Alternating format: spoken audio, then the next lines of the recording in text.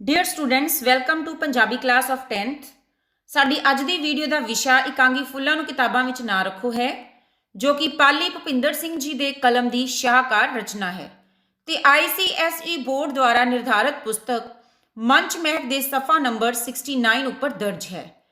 ਇਹ ਇਸ ਇਕਾਂਗੀ ਦੀ ਵੀਡੀਓ ਨੰਬਰ 6 ਹੈ, ਜਿਸ ਵਿੱਚ ਅਸੀਂ ਸਫਾ ਨੰਬਰ 88 ਤੋਂ ਲੈ ਕੇ 91 ਤੱਕ ਔਖੇ ਸ਼ਬਦਾਂ ਦੇ ਅਰਥ ਅਤੇ ਸੰਬੰਧਿਤ ਪਾਠ ਸਮੱਗਰੀ ਦੀ ਰੀਡਿੰਗ ਕਰਾਂਗੇ।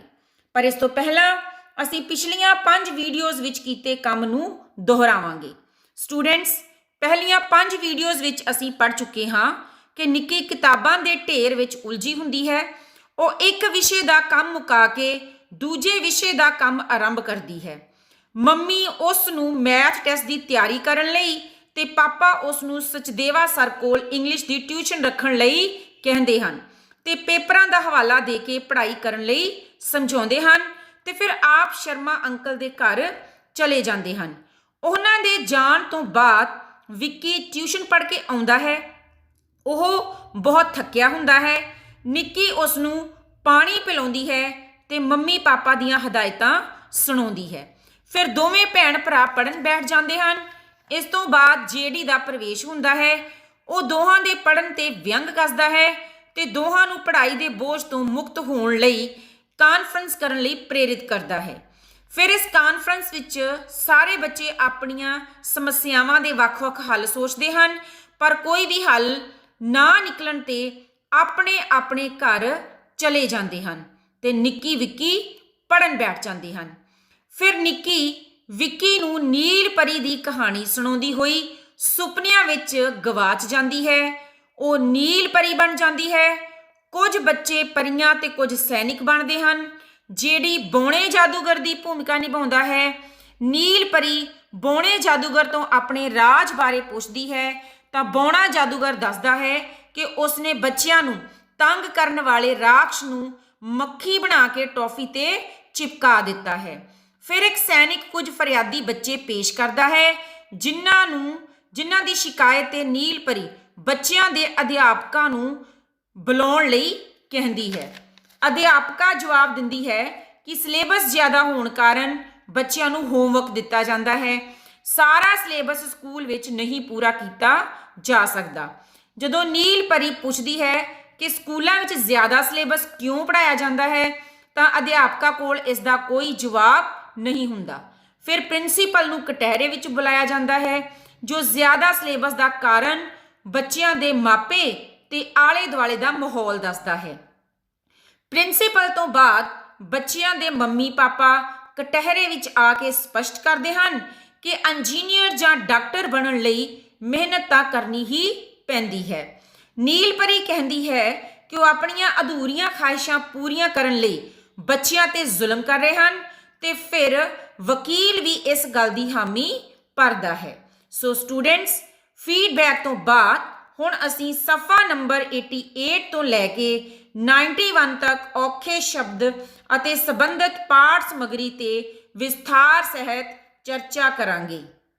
Now page number 88, difficult word meanings, system, ਪ੍ਰਣਾਲੀ। ਝਗੜਾ, ਮਸਲਾ, ਗਲਤੀ ਕੀਤੀ, ਕਸੂਰ ਕੀਤਾ, ਗਲਤੀ ਕੀਤੀ, ਮਾੜਾ, ਗਲਤ, ਖਾਮਖਾ, ਬਿਨਾ ਮਤਲਬ, ਅੱਡ, ਵੱਖ, ਢਹਿ ਜਾਂਦੀਆਂ, ਟੱਟ ਜਾਂਦੀਆਂ। ਨੋ ਪੇਜ ਨੰਬਰ 89, ਅਪਰਾਧੀਆਂ ਵਰਗਾ ਸਲੂਕ। ਬੇਟਾ ਇੱਥੇ ਸਕੂਲ ਸ਼ਬਦ ਲਿਖਿਆ ਹੈ, ਤੁਸੀਂ ਕਰੈਕਟ ਕਰਕੇ ਇਸ ਨੂੰ ਸਲੂਕ ਕਰਨਾ ਹੈ। ਇਸ ਦਾ ਅਰਥ ਹੈ ਦੋਸ਼ੀਆਂ ਵਾਲਾ ਵਿਵਹਾਰ। ਸਿਲੇਬਸ, ਪਾਠਕ੍ਰਮ। ਅਗਲਾ ਸ਼ਬਦ ਹੈ ਮਗਰ ਲੱਗ ਕੇ, ਭਾਵ ਕਿ ਪਿੱਛੇ ਲੱਗ ਕੇ। ਨਾਰਾਜ਼, ਗੁੱਸੇ। ਨੈਕਸਟ ਵਰਡ ਹੈ ਘੜੀਸੀ, ਫਿਰਦੇ ਹੈ, ਧੂਹੀ ਫਿਰਦੇ ਹੈ ਜਾਂ ਖਿੱਚੀ ਜਾਂਦੇ ਹੈ। ਲਾਸਟ ਵਰਡ ਹੈ ਭੈਣ ਜੀਆਂ, ਅਧਿਆਪਕਾਵਾਂ, ਚੱਜ ਨਾਲ, ਸਹੀ ਢੰਗ ਨਾਲ। ਨੋ ਪੇਜ ਨੰਬਰ 90, ਜਵਾਕਾਂ, ਬੱਚਿਆਂ, ਨਿਆਣਿਆਂ। ਮੈਨੇਜਮੈਂਟਾਂ, ਪ੍ਰਬੰਧਕਾਂ, ਬਿਲਡਿੰਗਾਂ, ਇਮਾਰਤਾਂ। ਨੀਤੀਆਂ ਤੋਂ ਭਾਵ ਹੈ ਨਿਯਮ। ਅਗਲਾ ਸ਼ਬਦ ਹੈ ਹੱਦ, ਭਾਵ ਕਿ ਸੀਮਾ। ਨੋ ਪੇਜ ਨੰਬਰ 91, ਖੁਦ ਪੂਰੇ ਹੋ ਜਾਣਗੇ ਆਪੇ ਖਤਮ ਹੋ ਜਾਣਗੇ, ਆਉਣ ਵਾਲੀ ਨਸਲ ਭਾਵ ਆਉਣ ਵਾਲੀ ਪੀੜ੍ਹੀ। ਭਾਵੁਕ, ਜਜ਼ਬਾਤੀ, ਮਾਨਸਿਕ, ਮਨੋਵਿਗਿਆਨ ਨਾਲ ਸੰਬੰਧਿਤ। ਜ਼ਾਹਿਰ, ਪ੍ਰਗਟ, ਪ੍ਰਤੱਖ ਜਾਂ ਫਿਰ ਸਪਸ਼ਟ। ਅਗਲਾ ਸ਼ਬਦ ਹੈ ਮੁਰਝਾ ਜਾਂਦੇ ਭਾਵ ਕਿ ਕੁਮਲਾ ਜਾਂਦੇ। ਠੋਸਣਾ, ਥੋਪਣਾ, ਡਿਸਿਪਲਿਨ, ਅਨੁਸ਼ਾਸਨ। ਹਾਂਜੀ, ਪੇਜ ਨੰਬਰ 88। ਪਾਪਾ। ਪਰ ਇਹ ਤਾਂ ਸਰਕਾਰ ਨੂੰ ਚਾਹੀਦਾ ਹੈ ਕਿ ਉਹ ਪੜ੍ਹਾਈ ਦਾ ਕੋਈ ਅਜਿਹਾ ਸਿਸਟਮ ਬਣਾਵੇ ਕਿ ਛੋਟੇ ਬੱਚਿਆਂ ਨੂੰ ਜ਼ਿਆਦਾ ਪੜ੍ਹਨਾ ਹੀ ਨਾ ਪਵੇ ਤੇ ਉਹ ਥੋੜਾ ਪੜ੍ਹ ਕੇ ਹੀ ਜ਼ਿਆਦਾ ਸਿੱਖ ਲੈਣ। ਮੰਮੀ। ਹਾਂਜੀ, ਹੁਣ ਅਸੀਂ ਤਾਂ ਮਾਂ-ਬਾਪ ਆ ਨਾ, ਤੇ ਹਰ ਇੱਕ ਮਾਂ-ਬਾਪ ਦੀ ਤਾਂ ਇਹੀ ਖਾਹਿਸ਼ ਹੁੰਦੀ ਏ ਕਿ ਉਹਨਾਂ ਦਾ ਬੱਚਾ ਜ਼ਿੰਦਗੀ ਵਿੱਚ ਚੰਗੀ ਥਾਂ ਤੇ ਪਹੁੰਚੇ। ਜਾਦੂਗਰ। ਤਾਂ ਫਿਰ ਠੀਕ ਹੈ, ਅਸੀਂ ਬੱਚਿਆਂ ਦੀ ਇਸ ਅਦਾਲਤ ਵਿੱਚ ਸਰਕਾਰ ਨੂੰ ਬੁਲਾਵਾਂਗੇ ਤਾਂ ਕਿ ਅੱਜ ਇਹ ਝਗੜਾ ਇੱਕ ਪਾਸੇ ਹੋ ਕੇ ਹੀ ਰਹੇ। ਨੀਲ ਪਰੀ ਤੋਂ ਇਜਾਜ਼ਤ ਲੈ ਕੇ ਛੜੀ ਘਮਾਉਂਦਾ ਹੈ, ਮੰਤਰੀ ਕਟਹਿਰੇ ਵਿੱਚ ਹੈ। ਹੁਣ ਇਹਨਾਂ ਸਤਰਾਂ ਵਿੱਚ ਕੀ ਹੁੰਦਾ ਹੈ ਕਿ ਮੰਮੀ ਪਾਪਾ ਬੱਚਿਆਂ ਦੇ ਉੱਪਰ ਪੜ੍ਹਾਈ ਦਾ ਜ਼ਿਆਦਾ ਬੋਝ ਦਾ ਸਾਰਾ ਦੋਸ਼ ਸਰਕਾਰ ਦੇ ਉੱਪਰ ਮੜ ਦਿੰਦੇ ਹਨ ਕਿ ਸਰਕਾਰ ਨੂੰ ਅਜਿਹੀ ਪ੍ਰਣਾਲੀ ਬਣਾਉਣੀ ਚਾਹੀਦੀ ਹੈ ਜਿਸ ਨਾਲ ਬੱਚੇ ਥੋੜਾ ਪੜ੍ਹ ਕੇ ਵੀ ਜ਼ਿਆਦਾ ਸਿੱਖ ਸਕਣ, ਕਿਉਂਕਿ ਮਾਂ-ਬਾਪ ਤਾਂ ਬੱਚਿਆਂ ਨੂੰ ਜ਼ਿੰਦਗੀ ਵਿੱਚ ਕਿਸੇ ਮੁਕਾਮ ਤੇ ਪਹੁੰਚਾਉਣਾ ਹੀ ਚਾਹੁੰਦੇ ਹਨ। ਇਸ ਤਰ੍ਹਾਂ ਜਾਦੂਗਰ ਮਾਂ-ਬਾਪ ਦਾ ਦੋਸ਼ ਸੁਣ ਕੇ ਮੰਤਰੀ ਨੂੰ ਕਟਹਿਰੇ ਵਿੱਚ ਬੁਲਾਉਂਦਾ ਹੈ। ਮੰਤਰੀ। ਉਹ ਬਈ ਆ ਆਪਾਂ ਨੂੰ ਕਿੱਥੇ ਲੈ ਆਏ? ਆ ਕਿਹੜੀ ਜਗ੍ਹਾ ਹੈ? ਜਾਦੂਗਰ। ਇਸ ਵੇਲੇ ਤੁਸੀਂ ਨੀਲ ਦੇਸ਼ ਦੀ ਰਾਣੀ ਨੀਲ ਪਰੀ ਦੇ ਦਰਬਾਰ ਵਿੱਚ ਆਪਣੇ ਹੀ ਦੇਸ਼ ਦੇ ਬੱਚਿਆਂ ਦੀ ਅਦਾਲਤ ਵਿੱਚ ਹੋ। ਮੰਤਰੀ। ਅਦਾਲਤ 'ਚ? ਨਾ, ਅਸੀਂ ਅਜਿਹਾ ਕਿਹੜਾ ਕਸੂਰ ਕੀਤਾ ਹੈ ਕਿ ਸਾਨੂੰ ਅਦਾਲਤ ਵਿੱਚ ਲਿਆਉਣਾ ਪਵੇ? ਨੀਲ ਪਰੀ। ਤੁਹਾਡਾ ਕਸੂਰ ਇਹ ਹੈ ਮੰਤਰੀ ਜੀ ਕਿ ਤੁਸੀਂ ਆਪਣੇ ਦੇਸ਼ ਵਿੱਚ ਪੜ੍ਹਾਈ ਲਈ ਅਜਿਹੀਆਂ ਨੀਤੀਆਂ ਬਣਾਈਆਂ ਨੇ ਜਿਨ੍ਹਾਂ ਕਰਕੇ ਬੱਚਿਆਂ ਨੂੰ ਪੜ੍ਹਨਾ ਜ਼ਿਆਦਾ ਪੈਂਦਾ ਹੈ ਤੇ ਖੇਡਣ ਨੂੰ ਬਿਲਕੁਲ ਵਕਤ ਨਹੀਂ ਮਿਲਦਾ। ਹਾਂਜੀ, ਜਾਦੂਗਰ ਦੇ ਛੜੀ ਘਮਾਉਂਦਿਆਂ ਹੀ ਮੰਤਰੀ ਨੀਲ ਪਰੀ ਦੀ ਅਦਾਲਤ ਵਿੱਚ ਹਾਜ਼ਰ ਹੁੰਦਾ ਹੈ ਤੇ ਮੰਤਰੀ ਦੇ ਪੁੱਛਣ ਤੇ ਨੀਲ ਪਰੀ ਉਸ ਨੂੰ ਇਹ ਦੱਸਦੀ ਹੈ ਕਿ ਉਸ ਦਾ ਦੋਸ਼ ਇਹ ਹੈ ਕਿ ਉਸਨੇ ਆਪਣੇ ਦੇਸ਼ ਵਿੱਚ ਪੜ੍ਹਾਈ ਲਈ ਗਲਤ ਨੀਤੀਆਂ ਬਣਾਈਆਂ ਹਨ, ਜਿਸ ਕਾਰਨ ਬੱਚਿਆਂ ਨੂੰ ਪੜ੍ਹਨਾ ਜ਼ਿਆਦਾ ਪੈਂਦਾ ਹੈ ਤੇ ਖੇਡਣ ਲਈ ਬਿਲਕੁਲ ਵੀ ਸਮਾਂ ਨਹੀਂ ਮਿਲ ਪਾਉਂਦਾ ਹੈ। ਮੰਤਰੀ। ਲਓ, ਤੇ ਇਸ 'ਚ ਮਾੜਾ ਕੀ ਕਰਤਾ? ਪੜ੍ਹਨਗੇ, ਲਿਖਣਗੇ, ਨਵਾਬ ਬਣਨਗੇ, ਖੇਡਣਗੇ, ਕੁੱਦਣਗੇ, ਖਰਾਬ ਬਣਨਗੇ। ਜਿੰਨਾ ਧਿਆਨ ਪੜ੍ਹਾਈ 'ਚ ਲੱਗਾ ਰਹੂ ਓਨਾ ਹੀ ਚੰਗਾ ਹੈ। ਸੁਣਿਆ ਨਹੀਂ, ਵਿਹਲਾ ਮਨ ਤਾਂ ਸ਼ੈਤਾਨ ਦਾ ਘਰ ਹੁੰਦਾ ਹੈ। ਨਾਲੇ ਖੇਡਣ ਕੁੱਦਣ ਵਿੱਚ ਕੀ ਪਿਆ? ਖਾਮ-ਖਾ ਟਾਈਮ ਦੀ ਬਰਬਾਦੀ, ਸੱਟ ਫੇਟ ਵੱਜ ਜਾਂਦੀ ਹੈ, ਆਂਢੀਆਂ ਗੁਆਂਢੀਆਂ ਦੇ ਸ਼ੀਸ਼ੇ ਟੁੱਟ ਜਾਂਦੇ ਨੇ। ਉਹ ਅੱਡ। ਵਕੀਲ। ਸਿਰਫ ਸ਼ੀਸ਼ੇ ਹੀ ਟੁੱਟ ਜਾਂਦੇ ਨੇ, ਕੋਈ ਮੰਦਰ ਮਸਜਿਦਾਂ ਤਾਂ ਨਹੀਂ ਢਹਿ ਜਾਂਦੀਆਂ, ਸਿਰਫ ਸੱਟ ਫੇਰ ਹੀ ਲੱਗਦੀ ਹੈ ਨਾ। ਕੋਈ ਬੰਦੇ ਤਾਂ ਨਹੀਂ ਮਾਰੇ ਜਾਂਦੇ, ਕੋਈ ਦੰਗੇ ਫਸਾਦ ਤਾਂ ਨਹੀਂ ਹੁੰਦੇ। ਜ਼ਰਾ ਦੱਸੋ ਤਾਂ ਸਹੀ। ਇਹ ਜੋ ਥਾਂ-ਥਾਂ ਲੜਾਈਆਂ ਝਗੜੇ ਹੁੰਦੇ ਨੇ, ਗੋਲੀਆਂ ਤੇ ਬੰਬ ਚੱਲਦੇ ਨੇ, ਉਸ ਵਿੱਚ ਕਿੰਨੇ ਕੁ ਬੱਚੇ ਸ਼ਾਮਲ ਹੁੰਦੇ ਹਨ? ਨਕਲ ਲਾ ਕੇ ਸ਼ੀਸ਼ੇ ਟੁੱਟ ਜਾਂਦੇ ਨੇ। ਮੰਤਰੀ ਜੀ, ਅਸੀਂ ਬੱਚੇ ਤਾਂ ਸਿਰਫ ਕੱਚ ਦੀਆਂ। ਹਾਂਜੀ, ਹੁਣ ਇਹਨਾਂ ਸਤਰਾਂ ਵਿੱਚ ਕੀ ਹੁੰਦਾ ਹੈ ਕਿ ਮੰਤਰੀ ਆਪਣੇ ਉੱਪਰ ਜਦੋਂ ਲੱਗਾ ਦੋਸ਼ ਸੁਣਦਾ ਹੈ ਤਾਂ ਉਹ ਆਪਣੀ ਸਫਾਈ ਵਿੱਚ ਕਹਿੰਦਾ ਹੈ ਕਿ ਬੱਚੇ ਪੜ੍ਹ ਲਿਖ ਕੇ ਨਵਾਬ ਬਣਨਗੇ, ਭਾਵ ਕਿ ਚੰਗੇ ਅਹੁਦੇ ਤੇ ਪਹੁੰਚਣਗੇ, ਜਦਕਿ ਖੇਡ ਕੁੱਦ ਕੇ ਤਾਂ ਉਹਨਾਂ ਨੇ ਖਰਾਬ ਹੀ ਹੋਣਾ ਹੈ, ਕਿਉਂਕਿ ਪੜ੍ਹਾਈ ਵਿੱਚ ਰੁੱਝੇ ਰਹਿਣਗੇ ਤਾਂ ਠੀਕ ਰਹਿਣਗੇ ਤੇ ਵਿਹਲਾ ਮਨ ਤਾਂ ਸ਼ੈਤਾਨ ਦਾ ਹੀ ਘਰ ਹੁੰਦਾ ਹੈ। ਨਾਲੇ ਜੇ ਬੱਚੇ ਖੇਡਣ ਤਾਂ ਖੇਡਣ ਵਿੱਚੋਂ ਨੁਕਸਾਨ ਹੀ ਕਰਦੇ ਹਨ। ਇਹ ਸੁਣ ਕੇ ਵਕੀਲ ਮੰਤਰੀ ਨੂੰ ਝਾੜਦਾ ਹੈ ਕਿ ਉਹਨਾਂ ਦੇ ਖੇਡਣ ਨਾਲ ਤਾਂ ਕੇਵਲ ਗਵਾਂਢੀਆਂ ਦੇ ਸ਼ੀਸ਼ੇ ਹੀ ਟੁੱਟਦੇ ਹਨ, ਮੰਤਰੀਆਂ ਦੀਆਂ ਖੇਡਾਂ ਵਾਂਗ ਮੰਦਰ ਜਾਂ ਮਸਜਿਦ ਨਹੀਂ ਟੁੱਟਦੇ ਹਨ।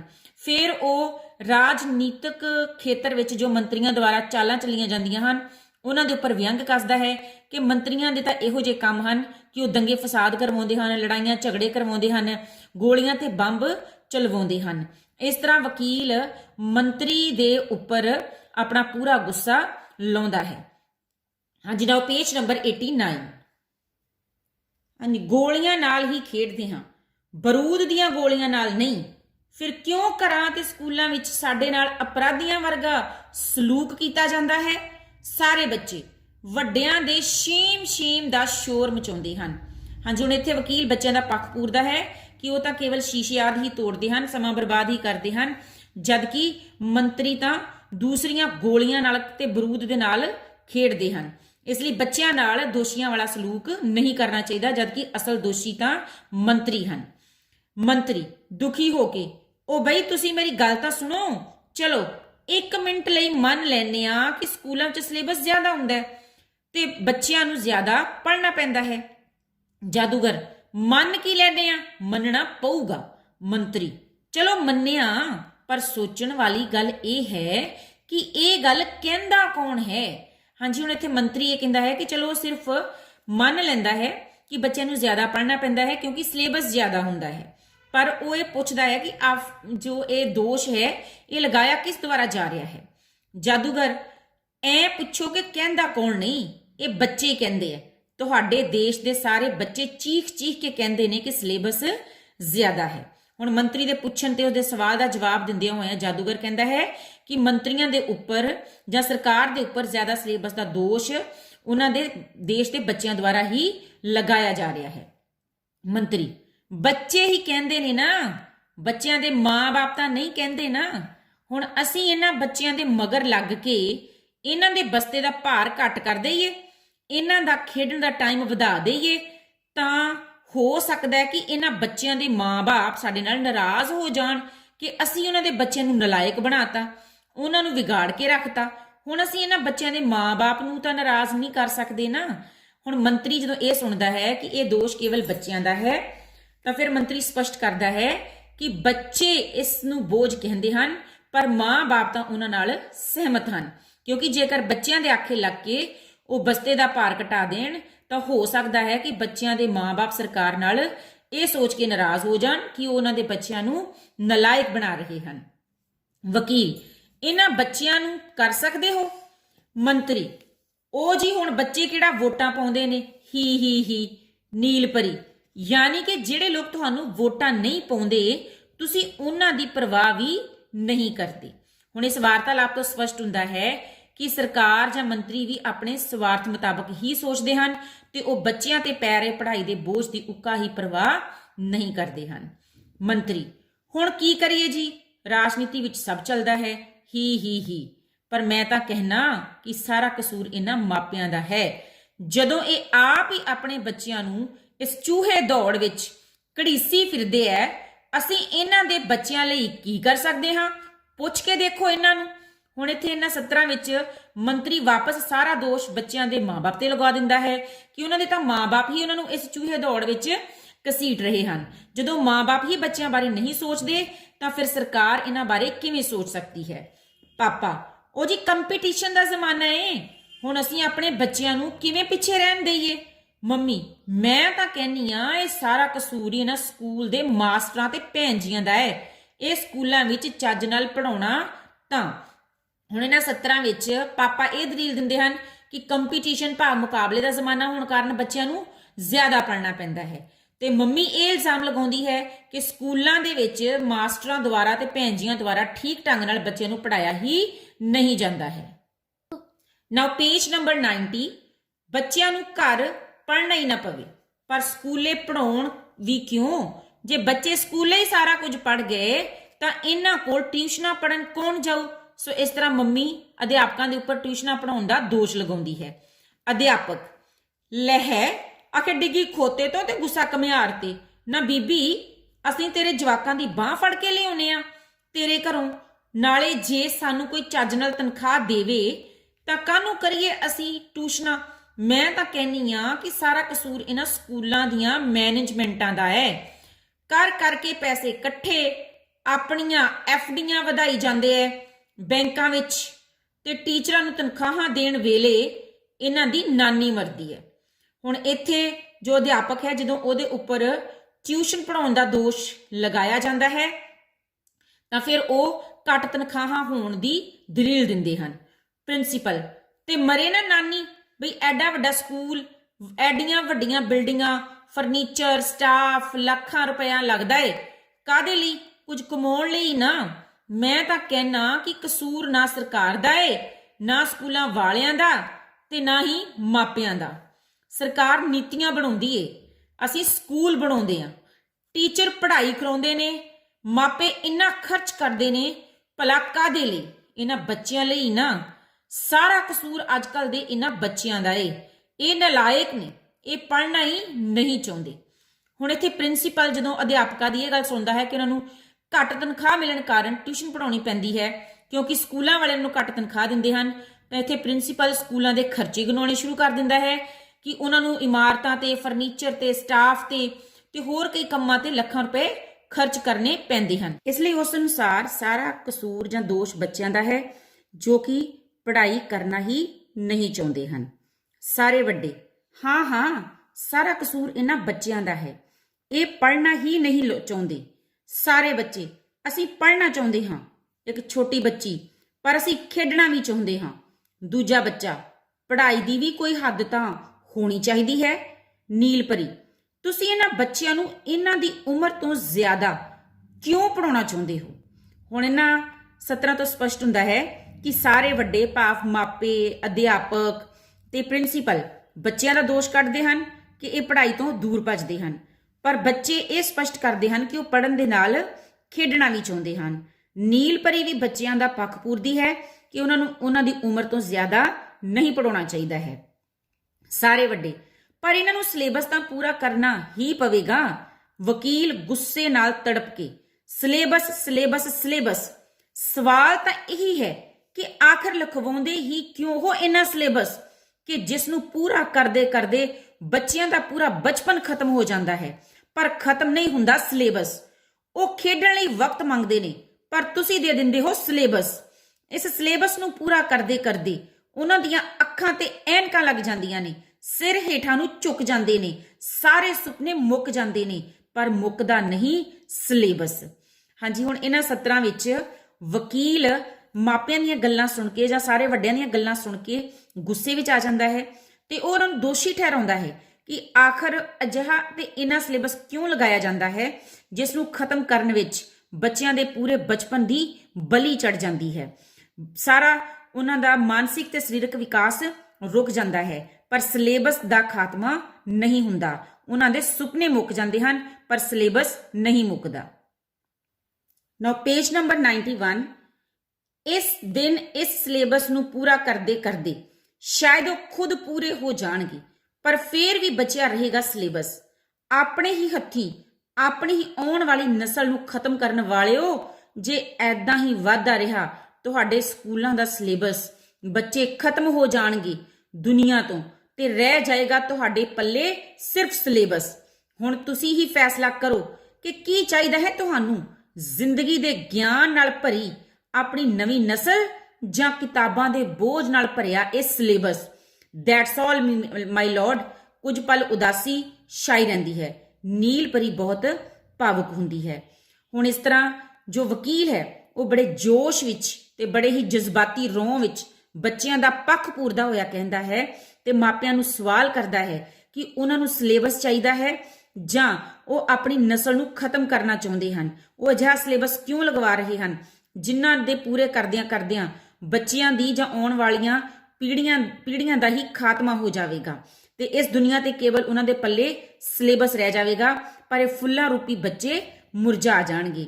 ਇਸ ਲਈ ਉਹਨਾਂ ਨੂੰ ਸਮਝਾਉਂਦਾ ਹੈ ਕਿ ਉਹਨਾਂ ਨੂੰ ਆਪਣੇ ਬੱਚਿਆਂ ਨੂੰ ਕਿਤਾਬਾਂ ਦੇ ਬੋਝ ਹੇਠ ਦੱਬਣ ਦੀ ਬਜਾਏ ਜ਼ਿੰਦਗੀ ਦੇ ਗਿਆਨ ਨਾਲ ਭਰਪੂਰ ਵਿੱਦਿਆ ਦੇਣੀ ਚਾਹੀਦੀ ਹੈ। ਸੋ ਵਕੀਲ ਦੀਆਂ ਇਹਨਾਂ ਦਲੀਲਾਂ ਨੂੰ ਸੁਣ ਕੇ ਨੀਲਪਰੀ ਬਹੁਤ ਹੀ ਜਜ਼ਬਾਤੀ ਹੋ ਜਾਂਦੀ ਹੈ ਤੇ ਸਾਰੇ ਪਾਸੇ ਚੁੱਪ ਛਾ ਜਾਂਦੀ ਹੈ। ਨੀਲਪਰੀ ਮੁਕੱਦਮੇ ਨਾਲ ਜੁੜੀਆਂ ਸਾਰੀਆਂ ਗੱਲਾਂ ਨੂੰ ਬੜੇ ਧਿਆਨ ਨਾਲ ਸੁਣਨ ਉਪਰੰਤ ਅਸੀਂ ਇਸ ਨਤੀਜੇ ਤੇ ਪਹੁੰਚੇ ਹਾਂ ਕਿ ਬਿਨਾਂ ਸ਼ੱਕ ਬੱਚਿਆਂ ਲਈ ਪੜ੍ਹਨਾ ਬਹੁਤ ਜ਼ਰੂਰੀ ਹੈ, ਕਿਉਂਕਿ ਪੜ੍ਹਨ ਨਾਲ ਹੀ ਵਿਅਕਤੀ ਦਾ ਮਾਨਸਿਕ ਵਿਕਾਸ ਹੁੰਦਾ ਹੈ। ਸਾਰੇ ਵੱਡੇ ਤਾੜੀਆਂ ਮਾਰ ਕੇ ਖੁਸ਼ੀ ਜ਼ਾਹਿਰ ਕਰਦੇ ਹਨ ਅਤੇ ਇੱਕ ਦੂਜੇ ਨੂੰ ਵਧਾਈ ਦਿੰਦੇ ਹਨ, ਜਦੋਂ ਕਿ ਬੱਚਿਆਂ ਦੇ ਚਿਹਰੇ ਮੁਰਝਾ ਜਾਂਦੇ ਹਨ। ਹਾਂਜੀ, ਇਹਨਾਂ ਸਤਰਾਂ ਤੋਂ ਇਹ ਜ਼ਾਹਿਰ ਹੁੰਦਾ ਹੈ ਕਿ ਵਕੀਲ ਦੀਆਂ ਦਲੀਲਾਂ ਤੋਂ ਬਾਅਦ ਨੀਲਪਰੀ ਇਹ ਫੈਸਲਾ ਸੁਣਾਉਂਦੀ ਹੈ ਕਿ ਮਾਨਸਿਕ ਵਿਕਾਸ ਲਈ ਬੱਚਿਆਂ ਦਾ ਪੜ੍ਹਾਈ ਕਰਨਾ ਜ਼ਰੂਰੀ ਹੈ, ਜਿਸ ਨੂੰ ਸੁਣ ਕੇ ਵੱਡੇ ਖੁਸ਼ ਹੁੰਦੇ ਹਨ ਤੇ ਇਹ ਮਹਿਸੂਸ ਕਰਦੇ ਹਨ ਕਿ ਸ਼ਾਇਦ ਨੀਲਪਰੀ ਨੇ ਫੈਸਲਾ ਵੱਡਿਆਂ ਦੇ ਹੱਕ ਵਿੱਚ ਦੇ ਦਿੱਤਾ ਹੈ। ਇਸ ਲਈ ਬੱਚੇ ਕੁਝ ਨਿਰਾਸ਼ ਜਿਹੇ ਹੋ ਜਾਂਦੇ ਹਨ। ਪਰ ਜਿੰਨਾ ਇੱਕ ਵਿਅਕਤੀ ਲਈ ਮਾਨਸਿਕ ਵਿਕਾਸ ਜ਼ਰੂਰੀ ਹੈ, ਉਨਾ ਹੀ ਜ਼ਰੂਰੀ ਹੈ ਸਰੀਰ ਦਾ ਵਿਕਾਸ, ਕਿਉਂਕਿ ਜੇ ਸਰੀਰ ਹੀ ਤੰਦਰੁਸਤ ਨਹੀਂ ਹੋਵੇਗਾ, ਮਨ ਦਾ ਵੀ ਵਿਕਾਸ ਨਹੀਂ ਹੋ ਸਕੇਗਾ ਤੇ ਸਰੀਰ ਦਾ ਵਿਕਾਸ ਤਾਂ ਹੀ ਹੋ ਸਕਦਾ ਹੈ ਜੇ ਬੱਚਿਆਂ ਦੇ ਮਨ ਤੇ ਬੋਝ ਘੱਟ ਹੋਵੇ ਤੇ ਉਹਨਾਂ ਕੋਲ ਖੇਡਣ ਤੇ ਮਨੋਰੰਜਨ ਲਈ ਵੀ ਪੂਰਾ ਵਕਤ ਹੋਵੇ। ਇਸ ਲਈ ਉਹਨਾਂ ਲਈ ਪੜ੍ਹਾਈ ਜਿੰਨੀ ਜ਼ਰੂਰੀ ਹੈ ਓਨੀ ਹੀ ਜ਼ਰੂਰੀ ਹੈ ਖੇਡਣਾ। ਹੁਣ ਜਦੋਂ ਬੱਚਿਆਂ ਦੇ ਚਿਹਰੇ ਕੁਝ ਕੁਮਲਾ ਜਾਂਦੇ ਹਨ ਤਾਂ ਫਿਰ ਨੀਲ ਪਰੀ ਇਹ ਵੀ ਫੈਸਲਾ ਸੁਣਾਉਂਦੀ ਹੈ ਕਿ ਮਾਨਸਿਕ ਵਿਕਾਸ ਦੇ ਨਾਲ-ਨਾਲ ਬੱਚਿਆਂ ਦਾ ਸਰੀਰਕ ਵਿਕਾਸ ਵੀ ਜ਼ਰੂਰੀ ਹੈ, ਕਿਉਂਕਿ ਸਰੀਰ ਤੰਦਰੁਸਤ ਹੋਣ ਨਾਲ ਹੀ ਬੱਚੇ ਮਾਨਸਿਕ ਤੌਰ ਤੇ ਤੰਦਰੁਸਤ ਹੋ ਸਕਦੇ ਹਨ। ਤੇ ਸਰੀਰਕ ਤੇ ਮਾਨਸਿਕ ਵਿਕਾਸ ਲਈ ਮਨੋਰੰਜਨ ਜ਼ਰੂਰੀ ਹੈ ਤੇ ਮਨੋਰੰਜਨ ਲਈ ਬੱਚਿਆਂ ਦਾ ਖੇਡਣਾ ਜ਼ਰੂਰੀ ਹੈ।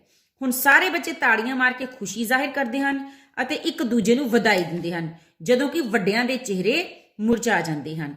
ਹੁਣ ਨੀਲ ਪਰੀ ਦਾ ਫੈਸਲਾ ਸੁਣ ਕੇ ਵੱਡੇ ਥੋੜਾ ਨਾਖੁਸ਼ ਹੋ ਜਾਂਦੇ ਹਨ। ਮੰਮੀ, ਪਰ ਖੇਡਣ ਲਈ ਤਾਂ ਜੀ ਸਾਰੀ ਉਮਰ ਪਈ ਹੁੰਦੀ ਹੈ। ਨੀਲ ਪਰੀ, ਉਹ ਉਮਰ ਪੜਨ ਦੇ ਵੀ ਤਾਂ ਕੰਮ ਆ ਸਕਦੀ ਹੈ। ਪਾਪਾ, ਪਰ ਜੀ ਕੰਪੀਟੀਸ਼ਨ ਦਾ ਜ਼ਮਾਨਾ ਹੈ।